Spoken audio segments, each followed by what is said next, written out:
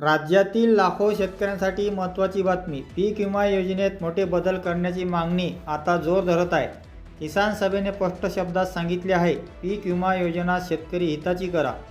मागील खरीप हंगामात राज्यातील अनेक भागामध्ये अतिवृष्टीमुळे मोठ्या प्रमाणात पिकाचे नुकसान झाले होते. मात्र नुकसान झाल्यानंतरही अनेक शेतकरी पीक नुकसान भरपाईपासून वंचित राहिल्याची तक्रार समोर येत आहे. यामुळे शेतकऱ्यांमध्ये नाराजीचे वातावरण असून पीक विमा योजनेमध्ये नियमामध्ये बदल करून ती अधिक पारदर्शक व शेतकरी हिताची करण्याची मागणी होत आहे. दरम्यान किसान सभेची राज्यभर जिल्हा अधिवेशने सुरू आहेत. तब्बल 24 जिल्ह्यांमध्ये सुरू असलेल्या या अधिवेशनामध्ये पीक विमा सुधारण्यासाठी ठराव मंजूर केले जात आहे.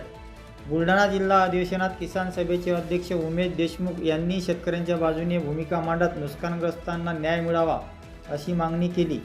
आता या मागण्याकडे शासन आणि संबंधित विभाग कितपत गांभीर्याने पाहतात याकडे राज्यातील शेतकऱ्यांचे लक्ष लागले आहे. तुमच्या भागात पीक विमा मिळाला का? कॉमेंटमध्ये नक्की सांगा. अशाच शेती व ताज्या बातम्यांसाठी चॅनलला सबस्क्राईब करा.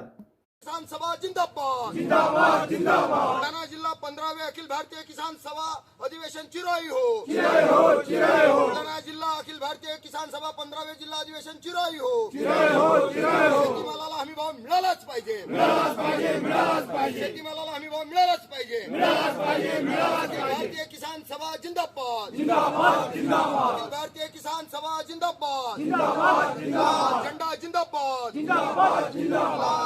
जिंदाबाद।